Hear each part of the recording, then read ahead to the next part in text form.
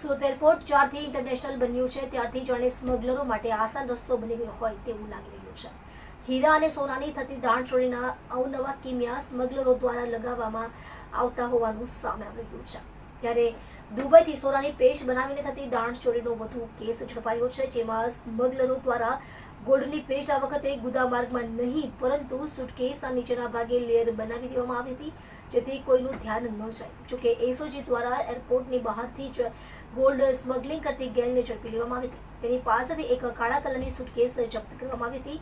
આ સુટકેસના એક લેયરને તીક્ષ્ણ હથિયારથી કાપવામાં આવ્યા હતા, જેમાંથી ગોલ્ડ પેસ્ટનો 900 ગ્રામ જેટલો જથ્થો કબજે કરવામાં આવ્યો હતો. સાથે જ 4 જેટલા આરોપીઓને ઝડપી લેવામાં આવ્યા હતા. આ આરોપીઓ પાસેથી 60 લાખનું સોનું કબજે કરી આગળની કાર્યવાહી હાથ ધરવામાં આવી છે. 2024ના રોજ પોલીસને લગભગ 15 દિવસથી એક બાતમી હતી કે સોનાની મોટા પાયે દાણચોરી જે છે એ સુરત એરપોર્ટથી આવીને સુરતની અંદર ઘુસાડવાનો પ્રયત્ન ચાલી રહ્યો છે. તો એ બાબતે એસઓજીની ટીમનું વર્કઆઉટ ચાલુ હતું. એ દરમિયાન 7/7ના રોજ અમને માહિતી ચોક્કસ મળી કે આજે રાત્રિની ફ્લાઇટમાં આજે સોનું છે એ પ્રવાહી સ્વરૂપમાં સુરતમાં આવનાર છે અને તે જહાંગીરપુરાની શિવમ હોટલ છે ત્યાં એની ડિલિવરી થવાની છે સાયણ રોડ ઉપર.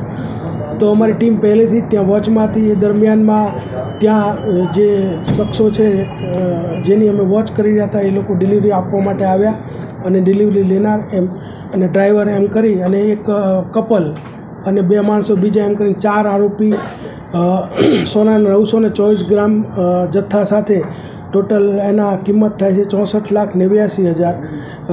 4 ટ્રોલી બેગની અંદર આ લોકો આ સોનું લાવેલા અને એમને ઝડપી પાડવામાં આવેલા છે. અગાઉ કેટલી વાર એ લોકોએ આવી તસ્કરી કરી? અગાઉ જે અત્યારે પ્રારંભિક જે અમે પૂછપરછ કરી તો એક જે સાકેત અબ્દુલ સમદ બેમાત છે કે જેનું આ રોકાણ હતું પૈસાનું, એણે 3 મહિનાથી આ પ્રવૃત્તિ કરી રહ્યો એવું માલુમ પડેલું છે, પરંતુ ડિટેલમાં અત્યારે અમારી તપાસ જે છે એ ચાલુ છે.